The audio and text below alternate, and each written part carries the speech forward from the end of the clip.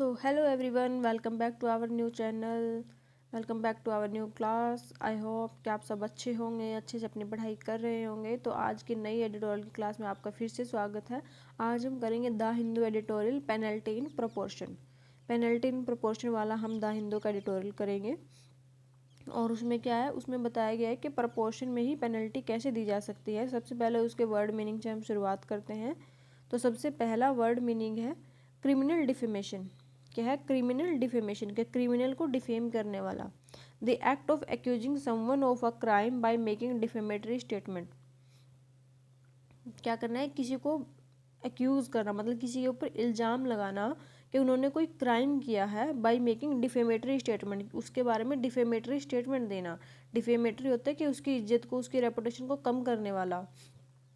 तो मतलब अगर किसी ने कोई क्राइम किया है और हम उसको कोई ऐसे स्टेटमेंट दे देते हैं जिससे उसको डिफेम होता है या फिर उसकी इज्जत या फिर उसकी रेपुटेशन कम होती है, तो उसको बोलेंगे क्रिमिनल डिफेमेशन। क्रिमिनल का डिफेम कर दिया आपने।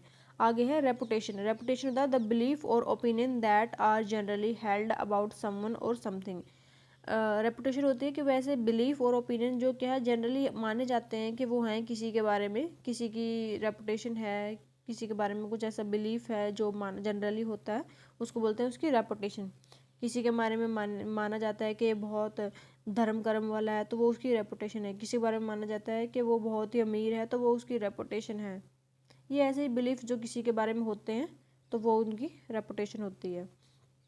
Next is injunction. Injunction a judicial order restraining a person from an action. एक जुडिशियल ऑर्डर जो किसी को क्या करता है, रिस्ट्रेन कर देता है, रोक देता है किसी पर्सन को फ्रॉम एन एक्शन, किसी एक्शन से, तो उसको बोलेंगे इंजंक्शन। इंजंक्शन जुडिशियल ने ऑर्डर दिया है किसी को कोई काम करने से रोकने के लिए। रिट्रीब्यूशन। रिट्रीब्यूशन कहता है punishment inflicted on someone as क्या, वेंजेंस फॉर अ रॉन्ग।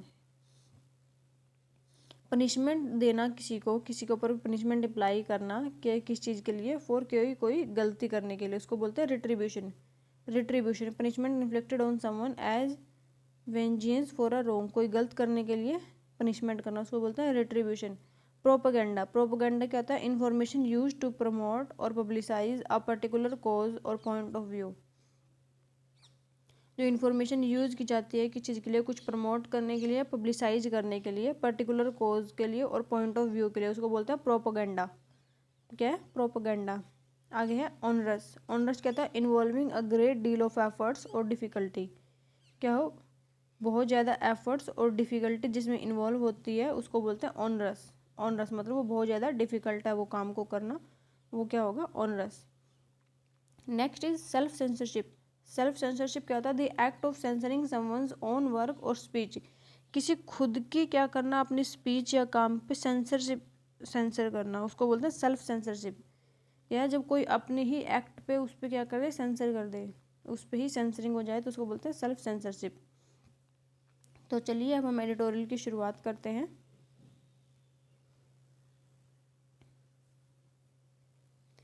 सबसे पहले है when the Supreme Court of India upheld the validity of criminal defamation in Subramaniam Swamy 2016, reasoning that the reputation is part of right to life, it may not have anticipated the difficulties of this position.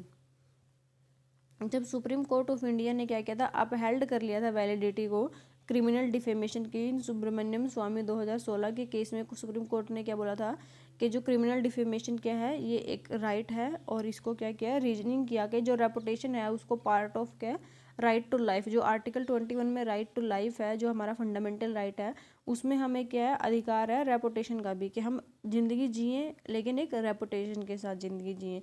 तो उसी के reasoning देते हुए criminal defamation को supreme court ने valid बता दिया था कि जो क्रिमिनल डिफेमेशन है वो भी एक वैलिड चीज़ है। आप उसको क्रिमिनल, किसी भी क्रिमिनल को आप डिफेम नहीं कर सकते हो। It may not have anticipated the difficulties of this position. उस टाइम शायद उन्होंने ये एंटिसिपेट नहीं किया था। एंटिसिपेट क्या होता है कि भविष्य की चीज़ों के बारे में पहले से ही सोच लेना। उन्होंने वो ये चीज़ नहीं समझ पाए, सोच पाए थे कि इस पोजीशन की डिफ़िकल्टी क्या क्या हो सकती हैं। Justice M.M. Sundaresh of the court voiced his unease at the growing use of criminal defamation proceedings by private individuals and political actors as an insurance against criticism and as a means of retribution. Justice M Sundaresh ने क्या किया और the court ने voice किया कि his unease at the growing के क्या उन्होंने चिंता जताई जो ग्रोविंग हो रहा है यूज है क्रिमिनल डिफेमेशन प्रोसीडिंग्स का बाई किसके द्वारा, प्राइवेट इंडिविजुअल के द्वारा और पॉलिटिकल एक्टर्स के द्वारा। जो प्राइवेट इंडिविजुअल हैं और पॉलिटिकल एक्टर्स हैं वो क्या कर रहे हैं, क्रिमिनल डिफेमेशन को यूज़ कर रहे हैं किस चीज़ के लिए, as an insurance against criticism के अगेंस्ट वो इंश्योरेंस का यूज़ कर रहे हैं। मतलब अगर कोई भी किसी पॉलिटिकल लीडर को, किसी प्राइवेट इंडिविजुअल को क्रिटिसाइज करने की कोशिश करता है कि उन्होंने क्या गलत किया, तो वो उसमें क्रिमिनल डिफेमेशन का वर्ड डाल के उसको इंश्योरेंस की तरह यूज करते हैं कि क्रिमिनल डिफेमेशन के अगेंस्ट उनके ऊपर केस कर देते हैं, प्रोसीडिंग डाल देते हैं। And as a mean of retribution, और किस चीज़ का मीन है, पनिशमेंट का तरीका यूज़ किया हुआ है इन्होंने क्रिमिनल डिफेमेशन को, ताकि कोई भी किसी का भी क्या कर सके, क्रिटिसाइज नहीं कर सके। Criminal defamation process, imprisonment for speech that injures reputation, a remedy disproportionate to the harm caused. Criminal defamation क्या करती है, वो क्या प्रपोज करती है, इम्प्रिजनमेंट। क्रिमिनल डिफेमेशन में जेल की भी क्या है, जगह है कि आप कोई क्रिमिनल डिफेमेशन करता है तो उसमें जिसको जेल भी हो सकती है। For speech that injures reputation, उस स्पीच के लिए जिससे किसी की रेपुटेशन कम हुई है। A remedy disproportionate to the harm caused, क्या है, एक रेमेडी है जिससे क्या होता है, किसी का अगर किसी को नुकसान हुआ है तो उसका भुगतान किया जा सकता है। तो अगर कोई किसी को डिफेम करने की कोशिश करता है तो उसको जेल भी हो सकती है इस एक्ट के तहत। सिंस 2016 से criminal defamation has become a tool of intimidation.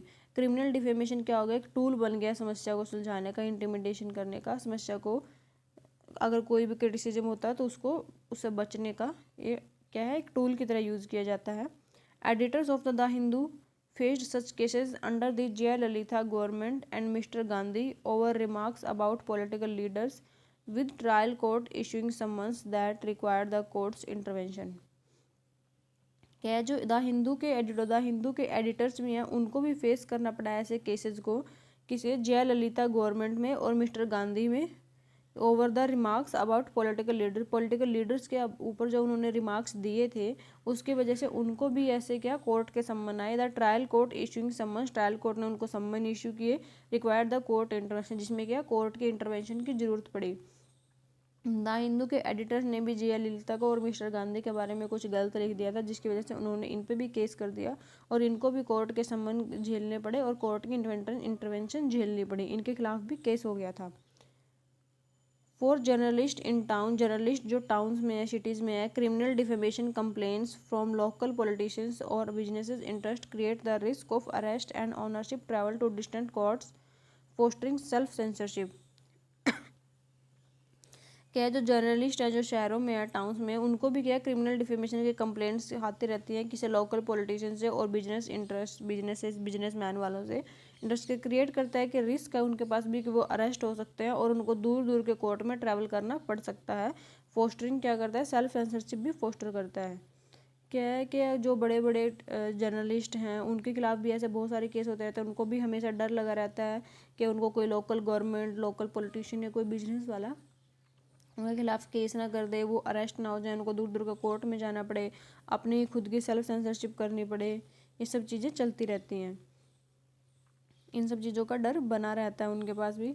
Instead those genuinely aggrieved can approach civil court for damage, injunction और retraction which addresses the harm of reputation injury and strike a balance between the free expenses and protecting reputation. इन सब के बावजूद क्या है, दो जो genuinely aggrieved है, जो अग्रीव्ड होता है मतलब जो भुक्तभोगी होते हैं कि जिनके साथ ये सच में हुआ है, जो सच में जेन्युइनली शिकार हुए हैं, can approach the civil court, वो क्या सिविल कोर्ट को अप्रोच कर सकते हैं फॉर डैमेज के लिए कि उनका जो डैमेज हुआ है। इंजंक्शन और रिट्रैक्शन, जो इंजंक्शन और रिट्रैक्शन हुआ है मतलब जो उनके साथ गलत हुआ है, जो उनके ऊपर आरोप लगाए गए हैं। Which addresses the harm of reputational injury, जो क्या कर सकती है, एड्रेस क्या करती है, रेपुटेशनल इंजरी को, जो हार्म हुआ है उसको एड्रेस करती है।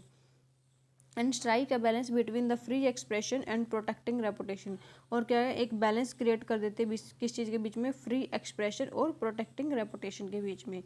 फ्री एक्सप्रेशन और रेपुटेशन को प्रोटेक्ट करने के बीच में एक बैलेंस क्रिएट कर देती है। Many countries, including the UK, have abolished criminal defamation because such laws are incompatible with the democratic debates. बहुत सारी कंट्रीज़ हैं, बहुत सारे देश हैं, जैसे कि यूके भी है, उन्होंने भी क्रिमिनल डिफेमेशन को बंद कर दिया है, ख़त्म कर दिया है,